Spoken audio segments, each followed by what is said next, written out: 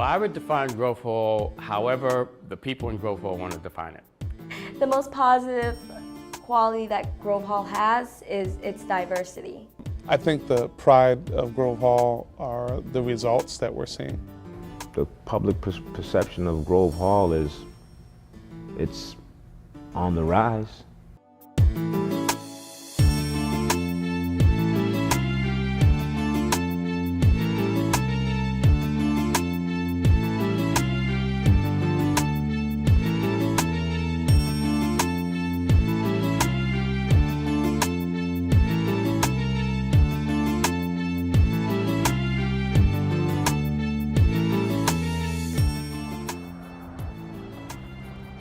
Grove Hall has a lot of positive energy and a lot of positive momentum. This place has a lot of potential for prosperity and change. But first, before we look at that, let's look at how it was back then. Well, I can go back to the 40s. Even though I was a little child, there was no such thing as a locked door. There was no such thing as stealing. We had a sense of pride. Well, Grove Hall, back in those days, was a very busy area. The majority of the people had jobs, working, going to work, coming home, and you didn't have, you didn't have a lot of commotion or anything that brought on any kind of racial problems. At the time when I was a little boy, in the 1950s and the 60s, there was not one vacant lot along that stretch of Blue Hill Avenue. We had pharmacies on every other corner. We had a drugstore, delicatessen. We had stores all up and down Blue Hill Avenue. There were fruit stands. People are talking about farmers markets today. Well, we had our farmers market all up and down Blue Hill Avenue. There was about a half dozen fruit stands, run primarily, I believe, by Jewish entrepreneurs, but others as well. There were Jewish delicatessens, Jewish meat market. Castanoff's Bakery was down on Blue Hill Avenue. We had furniture stores. It was a thriving, economically thriving section of the city of Boston. It was much safer because you had majority of the people, the Afro-Americans, they had their businesses in there, and the Afro-Americans that came in the area, they weren't looking for no problems or trouble. They had their jobs. I remember Ma Dixon's had the best fried chicken and food and everything there. Always went there. My hairdresser was there, loved to go there. And they had bowling alleys there, car dealerships, all kind of things there. You know, it was really cool. When I first moved on 7th Street in the Grove Hall area, my family was, I believe, the first or second African-American family on that street. The 7th Street Health Unit, which is about a quarter-mile north of Grove Hall, is the first public health unit in the United States of America. It's now called the Rosa Parks Daycare, across the street, a drugstore. The one and only time I had a chance to shake Dr. Martin Luther King Jr.'s hand was inside of that drugstore where I was employed. And upstairs was a chapel that also served as the offices for the New England Southern Christian Leadership Conference, Martin Luther King Jr.'s organization. So there's a lot of history. All during the 60s, there was a lot of anger in the urban neighborhoods because of all of the kinds of discrimination that existed. There was already a lot of tension around bad housing and all of these other things that were happening in the community. And so if anything bothered people, all of a sudden, it could easily break out into violence. So we had a lot of urban riots during the 1960s. In Boston, we had these riots in 1967. And they happened in Grove Hall. And almost all of the destruction was never repaired. And so Blue Hill Avenue, actually, there were like big stores on Blue Hill Avenue that got burned down in the 1967 riots. And the businesses just never came back. Because I came up in the 80s, so there's a lot of bad memories from Grove Hall back then. You know, there was the crack epidemic back then, and there was a lot of street gangs, and they were very violent. Right across from the Grove Hall Library right now, there's an empty lot, and before it was empty, it was a club called Club 48. And Club 48 was ran by a crew from New York who came to Boston and kind of took over a couple of projects with their drugs and their, you know, their guns and everything. They made a movie about that. It's a movie called In Too Deep, starring Omar Epps and LL Cool J's in it. And I brought it up because it's an empty lot right now, but when it was there, it was a club that was dark. Like, you go in there, it was just dark, there was no lights, everybody had a gun. People had so many guns in there that you could smell the guns when you came in the door. That's how many guns was in there. And it's like you didn't go there unless you had a gun. So if there was 100 dudes in there, you could pretty much assume that 100 dudes had a gun. You know, there's a lot of bad things went on in there. When I first started getting into like the drug scene and just distribution, I was roughly 15 to 16. It really just seemed to be a way of life. Like in the community that I was growing up in, it was like, once again, the era before mine, the crack epidemic hit it. So my mother wasn't around, my father wasn't around, and my grandmother raised me. So she could provide the things I need, but she couldn't. It was hard for her to raise a man and also keep an eye on me to make sure I'm not getting into anything. So it was like almost like the older dudes on the block, they father you. And so we're all, what you are seeing, right, is a neighborhood that is trying to recover from all of that. Right? How do you get that neighborhood to be the best neighborhood it could be for all the people who are living there now?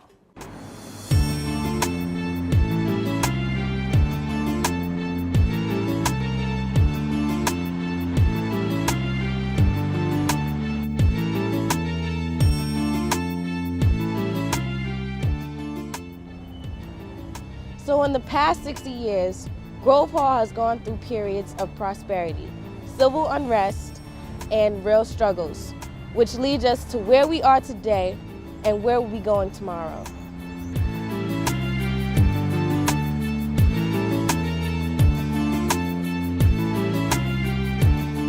Grove Hall is, I think, the epicenter of need in the city of Boston relative to the census tract data around poverty, around education, around all of those metrics. But I like to think we are definitely the most resilient. When the community's down, people are down. I think for me, the community affects the way people act. You know, if the community is just blight and desolate and dirty and everything is just not good, people are not gonna have no hope. They're not gonna have no confidence. They're gonna live how it is. They're gonna, you know, if it's dirty, they're gonna live dirty. If it's clean, they're gonna live clean. If it's you know, prosperous, they're gonna live prosperous. So I just think that however the community looks and it's shaping out, that's what's gonna shape the kids coming up. When a community like Grove Hall that has intergenerational poverty, crime, all of the negativity associated with a place like that neighborhood internalizes that, there's a sense of helplessness and hopelessness that no piling on services will cure. I think our history with dealing with poverty has shown that. The hopelessness affects the community, I mean, greatly, because the hope, that is everything. Once you see them lose hope, that's when everything really bottoms out. Like, once they have nothing greater to believe in, once a man wakes up every day and he doesn't have that overall purpose to believe in and he just feels like he's here, it's almost like he has no purpose. And we know that the people who are most likely to hurt people are hurt people. And we have a lot of hurt people who are walking around. I mean, oftentimes when you're in the struggle, you think no one cares. And most of the people who's in the struggle with you, they don't care either because it feels like I'm struggling too. So it breeds a every man for himself mentality. So you just stop caring and you think no one else cares. And the community at its best is a community where it's not only about me or I got mine, but understanding that I don't have mine until all of us have ours. Now, if someone shows you they care first, you're more likely to show that you care back. When those people in that community see themselves as people with strengths and assets, see a future with a different set of possibilities, and join hands with others who see the same things, then real change happens. So we want to know you're willing to fight to stay in your home. Yes. Yes. And everyone else in here is willing to fight to stay in their homes. And guess what? We'll fight with you. It would mean a lot for Grove Hall and any community for people to successfully own their homes because it builds confidence. People of color in the community need confidence. They need to see they need to see hope. And I think if Grove Hall, if they noticed Grove Hall was getting a serious push, and if there's something in it for them to embrace, to become one with, to want to volunteer with, to want to help with the uprising of it, then people will start to, confidence, don't underestimate the power of confidence. Like, we got so many stories and so many things to tell, so many issues we got to talk about, and really we're just trying to get people to get with this positive movement, so. And definitely we're here to raise awareness of all the issues that we all face every day. And we're here to restore the strength and hope in our community into, when we was younger, we didn't have nothing to worry about. So let's bring that back in 2012. It's gonna be a good year, like they said, y'all.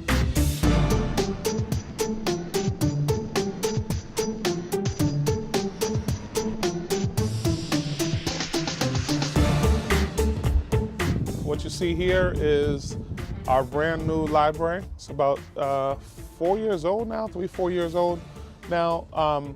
We had a old, decrepit, fallen down library, and now we have a brand new state-of-the-art library that gets lots of use. The mark of a resilient community is definitely the ability for people to get educated and to build knowledge. The other thing that people don't realize about libraries in the city of Boston is that it is one of the only places in the city of Boston that it's free to use the internet. And in a day and age when we deal with the issue of the digital divide, it is very important that people have an opportunity to get online. Many jobs and many companies only allow you to put your information online, and that's how you get your job. So this is not only an educational institution, but it's an employment agency also.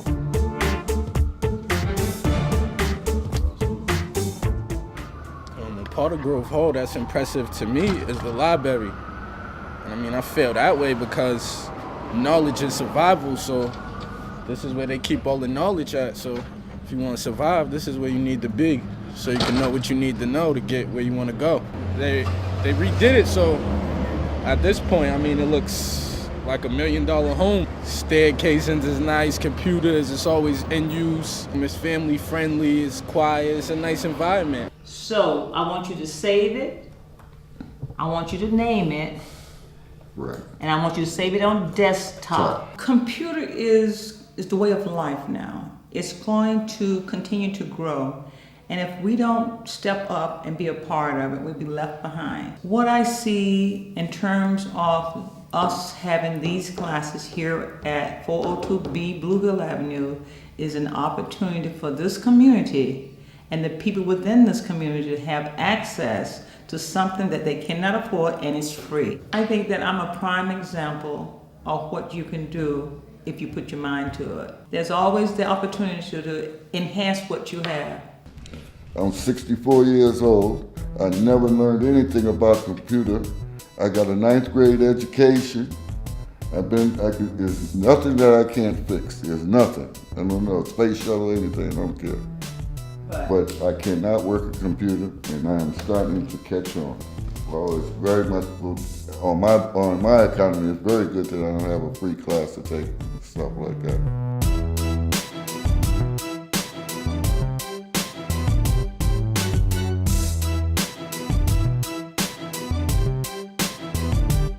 There are a lot of resources that people probably don't know about yet, like the Roxbury Multi-Service Center.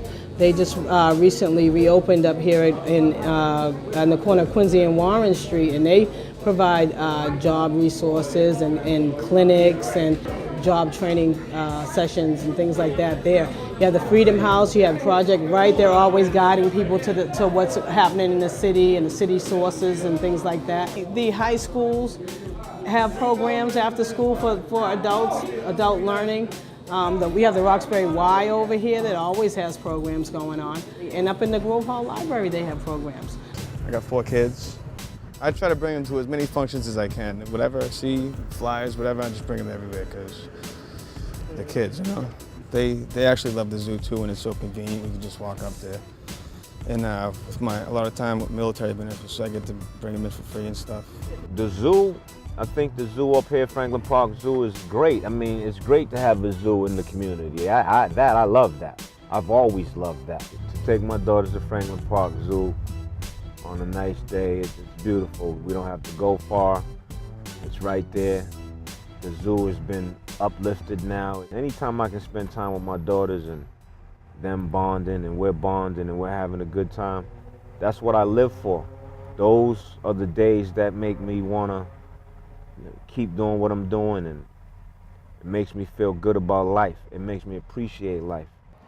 The golf course, I love that too. That's great to have there.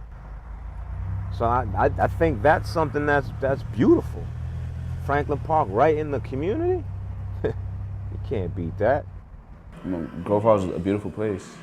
Like when I was with Tony in Franklin Park, and I was just looking at all the trees and all the life that was going on, I was just like, what? This is here. Like I knew it was here, but it dawned on me that it was here. You know what I mean? That it's here out of all places. People from all over need to see that, to see this. What's going on, what we have here. If you look around to your left and your right, there's nice houses both sides. It's a quiet street, you know what I'm saying? People just living, loving life. But because of the negative connotation that comes with living in this neighborhood, you know what I'm saying? All this type of stuff is ignored for reasons I don't understand. Look at this house, it's beautiful. Like, what the? Nice little vegetation around, you know what I'm saying? This is what the media needs to show. Nice houses don't only exist in Sudbury or Newton. Nice houses exist right here, right now, in my city, in my town.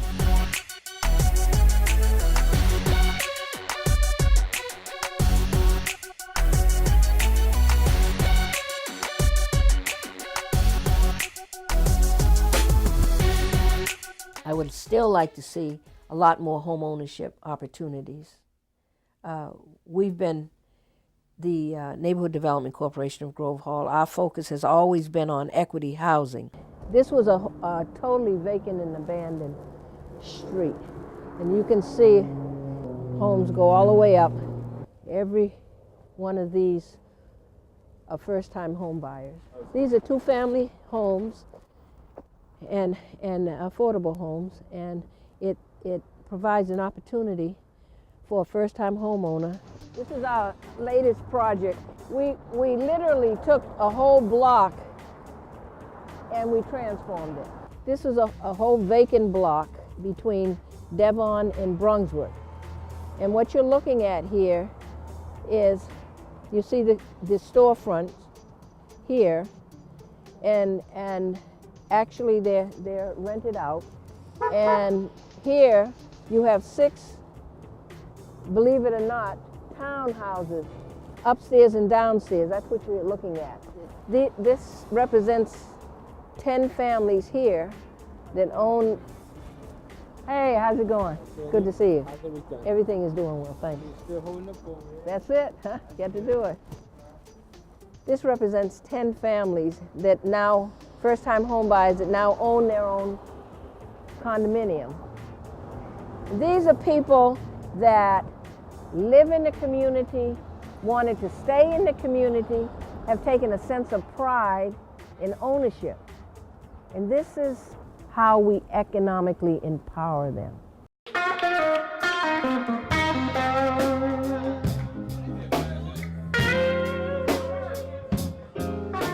So welcome to the CNS Tavern, everybody. One of the last standing bars in Roxbury. Okay. Now, without further ado, I want you guys to give a hand to Brad Barcher in Session 4 Nifty.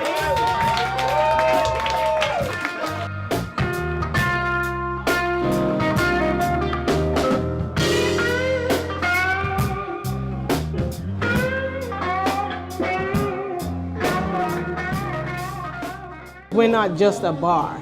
You know, we're not just a place where people just come and drink. Because a lot of people that come in here don't drink alcohol. But I wanted to provide them with the live entertainment, because a lot of people can't get downtown to do that, or they don't have the money to do that. You know, but they want to hear live entertainment. They want to be able to talk to their politicians. You know, so you bring them here for that. This is a gathering place. You know, this is home for a lot of people. You know, and they come in here, and I want to make sure that they get everything that they deserve, just like everybody else has downtown. And it proves to people that, you know, Roxbury is not what the media says it is. You can come in here and have a great time, and a lot of bands love to come in here and play. Next month, the date hasn't been set yet, but we have the city councilors coming in again for the 4th question and answer session. So please, if you have any concerns or any questions for your city councilors, you need to be here. What we've done in the past is we've set up dates with the city councilors and those who wanted to be city councilors, and we set up the stage, the lights, the tables. We invite everybody to come in, and we basically have a Q&A. It's like, what do they call the town meeting? We have town meetings with them. They can ask anything they want to ask. Nothing is off limits.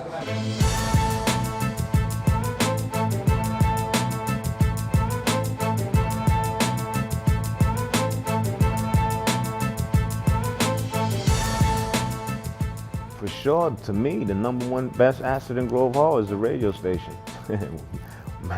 Touch 106, because that's the community, and that's the voice of Grove Hall. It's Touch 106 TMS, the morning show, and I've got tickets, a couple of pair of tickets that I'm going to give away for the 2nd annual Stop the Violence fashion show. Touch 106.1 FM, the fabric of the black community, was launched because there was a need, there was a void. Our community needed a voice. Touch is that platform where our community can come on the radio and talk about issues that are affecting them, talk about the needs and the wants. Having a voice, reaching out to the elected officials. You know, our community, our listeners are working 2 and 3 jobs. They don't have time to go downtown to the State House, but they can pick up the phone and use their BlackBerry and call into the radio station and ask the city councilors, ask the state senators questions. Boston Rising is into Grove Hall because we believe that Grove Hall is a place that, although it has tremendous challenge and struggle, has incredible strength and asset and opportunity. So we created a marketplace on Thursday nights at the Grove Hall Community Center where people could come for a couple of hours, have dinner with us, talk in more depth about their notions of quality. Merengue Restaurant. That's quality. The Mecca Mall. That's quality. The young people I worked with this summer. That's quality. We even offered a quality contest, a Q contest, where people could tell us about their ideas and possibly win up to $10,000 prizes for great business concepts, up to $5,000 for neighborhood ideas, building neighborhoods.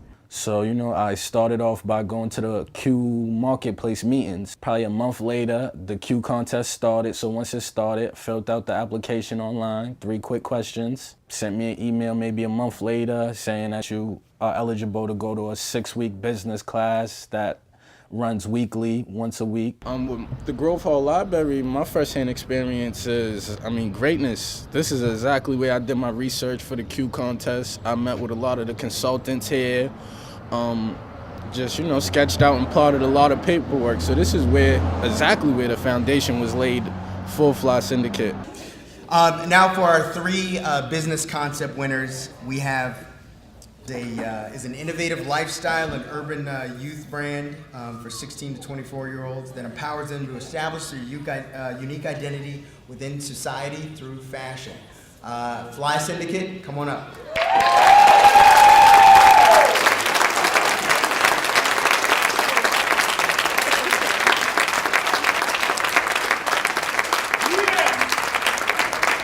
My name's Freedom Perry. I'm CEO of Fly Syndicate Clothing. To me, it feels great to say that because most people will work all their lives to say that. Now the wild card I was thinking was this gold mine design right here. What's the reference? Well, I get it, but how does it fit in to the brand? Just cause I feel like we're a gold mine. Like not only are our mines golden, but we're a gold mine. Right. So you know that was the double thing, the double entendre. Yeah, that was that right there. And the slogan for the company is "Fly above the grounded," and I feel like that's what the company does. It flies above the grounded. I mean, with the products that we intend to put out and we have put out, we want the relatability to be there. I don't want Ariel pastel. What does that mean to me? What does Old Navy mean to me? What does a man on a horse with a stick mean to me? It doesn't mean nothing to me. What is that? It doesn't. Never played polo. Never was an option to play polo in the hood. Never seen the horses unless the police was riding on them downtown. Like, none of that stuff I can relate to, but I'm gonna spend top dollar to buy that and support that, and they don't even support me. Not only do they not support me, they don't even gear their stuff towards me. And my brand, I feel like it's geared towards you. It's geared towards the urban youth. It wants to portray the struggle and progress, but the beauty in the beast. There's a beauty in the struggle that we all came through, just coming out of Roxbury, coming out of Dorchester, Mattapan. That poverty inspired creativity, because what we didn't have, we had to make up for in other ways. So these things that we was going through, it created us just children from the bottom. That's how I felt like. And this is a piece. This is a piece. This clothing line is a piece of me. I'm a piece of the bottom. I'm a piece of Roxbury. I'm a piece of the community. So it's a piece of me, and I'm giving it to the people. And when they give me their support, I give it back. You know what I'm saying? I'm not just, oh, I want to take your money. Now I want to give back to the Boys and Girls Club. I want to be Parks, Rec Center options, because with no options, there's no nothing. You got different styles and stuff like that? Yeah, I got a lot of different colors. You could check it out online, or you could just give me a call, but I definitely got colors, and it's constantly releasing colors. I stopped selling drugs because I was arrested. They kicked in my door, arrested me. I went to court for about 1.5 years fighting the case. I beat it in trial, but it cost me money just for lawyers, money just to live in jail, you know, with the phone calls, food and all that. At that point, I decided to get my GED. I felt like education was survival. Like, I started to realize that the things that we didn't know was hurting us. So the more that we did know, the more aware we could be. The more aware we could be, the better decisions we was making. The better decisions we was making, the better destiny we was led to. To bring Grove Hall and the community to the next level, I think we would need unity and communication. So when you gather everybody around like that and give that one safe place or that one rendezvous point, which everybody knows no matter what, whether you choose to come or come, that this is gonna be occurring every week, that it gives the platform to create that unity and communication. I think the marketplace has done a couple of things. I think that it's new, and I think that it has brought people together in a format with the marketplace that people can process feelings, people can learn other cultures with conversations with other people in reference to networking and bringing people together. And I think that when you're trying to raise the bar in any community, you have to bring people out. People need to communicate other than with a tragedy.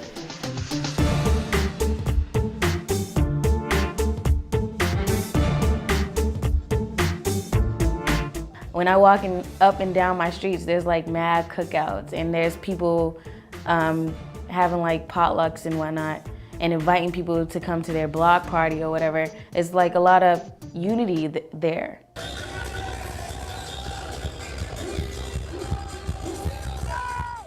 We're here on Blue Hill Ave, down the street from the heart of Grove Hall. This is the Caribbean Festival. Everybody comes out to rep their individual countries, but in reality, we're bringing Grove Hall closer together. I honestly believe that the diversity here is just, you won't find it in most places that you go. When we have events, you know, Puerto Rican Festival, the Carnival, you will see every race out there.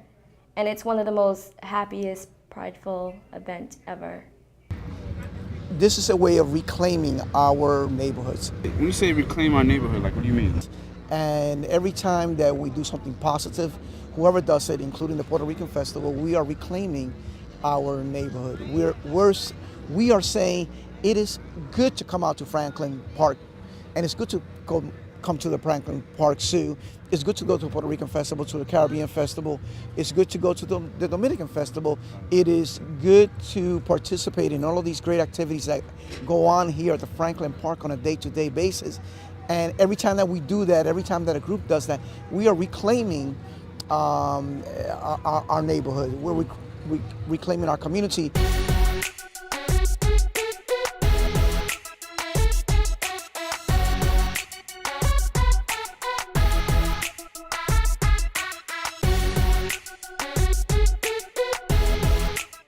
A lot of young people start out thinking like they're the only ones who want to see something change.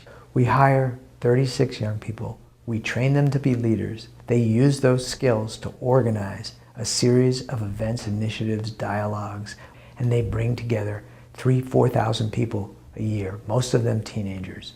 And they bring those people together to build the relationships between them and to have those relationships be built on positive values. And in that way, we shift what happens in the community. We are all humans. We share the same feelings, just in different situations. If one relation to someone can create strong connections with everyone, then imagine what we could do, not only as individuals, but as a whole.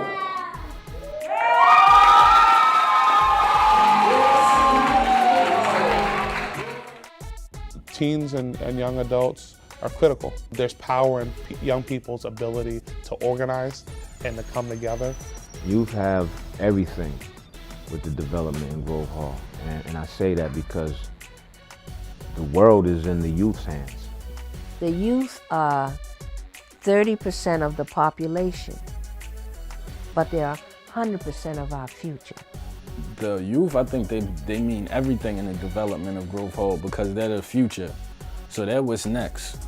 Entiende, principalmente la juventud, porque tienen un futuro por delante. Teens listen to other teens listen to their friends, and you know, it doesn't sound like a lecture when teens use their voice. It sounds like they really actually care about the issue. How they're affected and what they do and how they grow up is what's going to shape Grove Hall. We used to play in the same playgrounds, had crushes on the same boys. Next stop, change.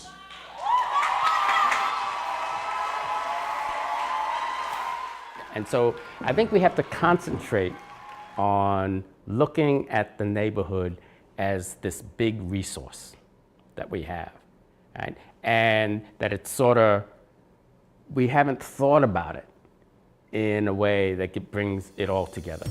How I would describe the Grove Hall neighborhood would just basically be like, it has a ridiculous amount of potential because not only the people, but like what's here. Grove Hall is the neighborhood and the community that made me. It's fertile soil. It is a place that I love as much for what it is, but also for what it's becoming. You know, there's many neighborhoods and communities that have it all, right? You have everything, the money's flowing, all the schools are good, more power to you. But I feel compelled to be at a place that's getting there, that's on the journey, that requires work. And I think when you have to work for something, you really respect it. When you have to work for something, you really appreciate it. And when you go through some stuff, you can look back and say, look how far we've come. And I can truly say today, look how far we come. And I look forward to, and I build on, and I work for every single day that 10 years from now, that we can all say, look how far we've come, Grove Hall. What we have here is an amazing, amazing mural done by young people in our community. This is headed up by Sister Virginia in the Grove Hall in DC. And what you see here is a testament to Black inventors. These are young people who put this together, and it's a testament to our community and a connection with our history and our past. We have in this community future scientists, doctors, lawyers, engineers, maybe even the next president of color. None of that would surprise me. So, I look forward to a bright future.